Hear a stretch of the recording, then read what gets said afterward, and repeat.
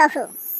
किशोरी लाल जी के बेटे राघव की शादी की बात जगह जगह चल रही थी, लेकिन किशोरी लाल जी को कोई लड़की पसंद ही नहीं आती थी। और उसकी एक ही वजह थी, किशोरी लाल जी का लालची होना।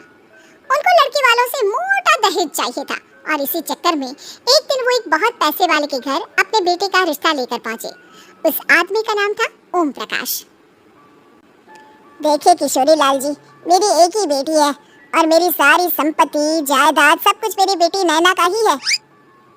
पापा, नाम से लगता है बहुत खूबसूरत होगी। कितना अच्छा नाम है ना, नैना। वैसे बात तो सही है आपकी।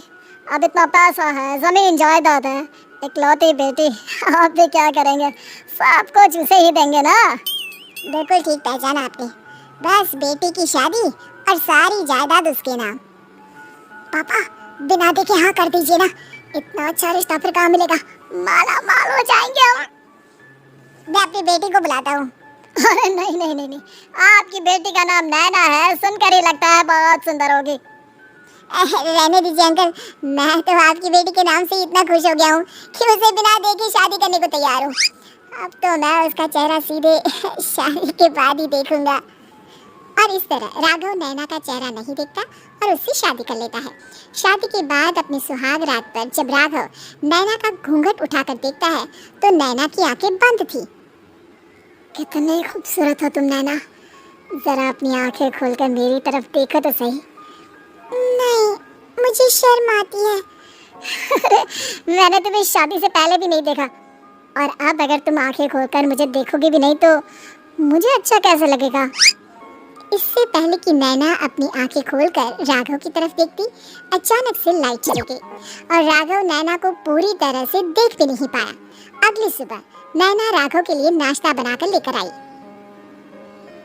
अरे ये क्या? आधा पराठा सेका हुआ है और आधा बिल्कुल कच्चा। ये तुमने क्या किया नैना?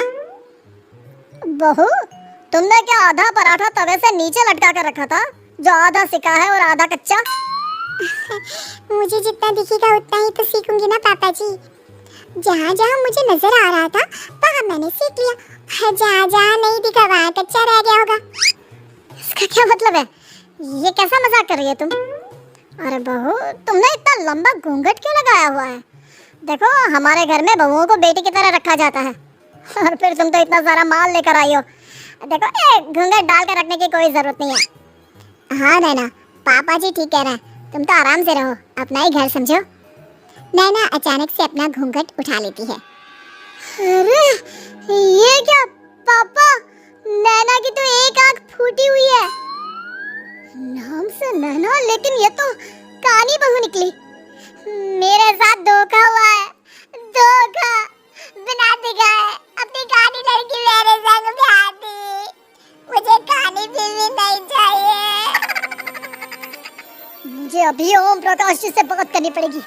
आखिर उन्होंने मेरे साथ ऐसा किया क्यों? अरे, आप लोगों ने ही तो पापा से कहा था कि आप लोग शादी से पहले मुझे देखना नहीं चाहते। अब मेरे पापा पर क्यों इल्जाम लगा रहे हैं? अरे लेकिन उन्हें बताना तो चाहिए था ना कि तुम कानी हो, एक आंख से तुम्हें दिखाई नहीं देता।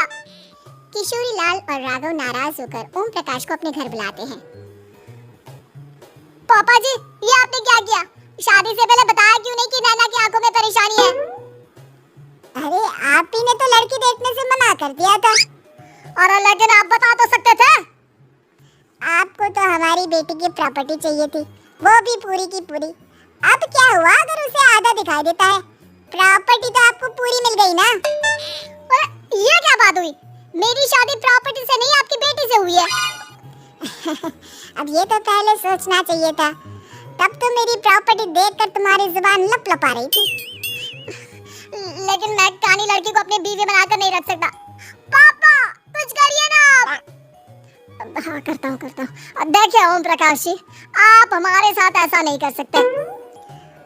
और तुम देखो, अगर तुमने मेरी बेटी से शादी तोड़ी ना, तो जो भी प्रॉपर्टी मैंने तुम्हें दी है वो तो पूरी की पूरी वापस ले लूंगा और आधी प्रॉपर्टी तुम्हारी भी लूंगा। अरे, मेरी आधी प्रॉपर्टी भला क्यों लेंगे आप? इसलिए क्योंकि मेरी बेटी को आधा नजर आता है और उसकी नजर अभी तक तुम्हारी आधी जायदाद पर ही पड़ी है। अब तुम उसे घर से निकालोगे तो कुछ तो लेकर जाएगी ना। और अगर हम आपकी बेटी को अपने घर की बहू बनाकर रखे तो? तो तुम्हारी पूरी प्रॉपर्टी तुम्हारी ही रहेगी, और जो मैंने तुम्हें दिया है ना, उसमें से बस मैं आधा लेकर जाऊंगा। अरे लेकिन अब आप अपनी दी हुई प्रॉपर्टी में से आधी वापस क्यों लेकर जाएंगे, अगर मैं आपकी बेटी को अपनी पत्नी बनाकर रखने को तैयार हूँ तो? इसलिए ताकि भविष्य में अगर तुम मेरी बेटी को धोखा दो तो उसके पास कुछ तो रहे जो पति का हो। वैसे मेरे पास तो बहुत कुछ है, लेकिन अपने पति की कोई निशानी तो उसके पास होनी चाहिए ना। अब अगर तुमने मेरी बेटी को कहानी कहा तो तुम्हें प्रॉपर्टी भी कहानी ही मिलेगी, पूरी नहीं। जमाए राजा। किशोरी लाल और राघव समझ चुके थे कि वो बुरी तरह फंस चुके हैं और अब उनके पास वहाँ से निकलने का कोई चारा नहीं है। अब समझ में आया ना, लालच बुरी बला होती है। एक तो तुम्हें प्रॉपर्टी मिली, ऊपर से बीवी मिली, उसमें तुम्हें नखरे भी दिखाने हैं। आए बड़े, चुपचाप बैठो तुम। कुछ दिनों के बाद नैना राघव की कार लेकर बाजार घूमने निकलती है और जब कार लेकर वापस आती है, ये क्या, एक तरफ से मेरी गाड़ी पूरी खराब हो चुकी है, लगता है तुमने मेरी गाड़ी को किसी दूसरी गाड़ी के साथ एक्सीडेंट किया है। अरे कितना बड़ा नुकसान कर दिया तुमने बहू। वो क्या है ना पापा जी, मुझे एक आंख से दिखाई नहीं दे रहा था, सामने से गाड़ी आ रही थी। मुझे तो सिर्फ आधा ही दिखाई दिया और वो गाड़ी मेरी कार से रगड़ते हुए निकल गई। अब मैं क्या करूं बताओ? आप इसे ठीक कराने के पैसे कौन देगा, तुम्हारे पापा? तुमने मुझसे इस तरह से बात की? अभी रुको। नैना राघव की शिकायत ओम प्रकाश को कर देती है। देखो राघव, अब जो मेरी आधी प्रॉपर्टी तुम्हारे पास थी ना, उसमें से आधी और मैं लेकर जाऊंगा, क्योंकि तुमने मेरी बेटी को डांटा।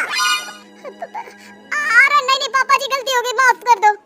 गलती की तो कोई गुंजाइश ही नहीं। अगली बार मेरी बेटी को डांटा तो बची हुई आधी में से आधी और ले जाऊंगा। लालच के चक्कर में हम दोनों ने बहुत बड़ी गलती कर दी बेटा। एक तो तुम्हें कानी बहू मिली और ऊपर से जो माल मिला वो भी काना। इस तरह राघव की हर एक गलती पर ओम प्रकाश उसकी प्रॉपर्टी का आधा आधा हिस्सा लेकर अपना सारा माल वापस ले गया और राघव को कानी बीवी से काम चलाना पड़ा। भाई लालच वाकई में बुरी बला है।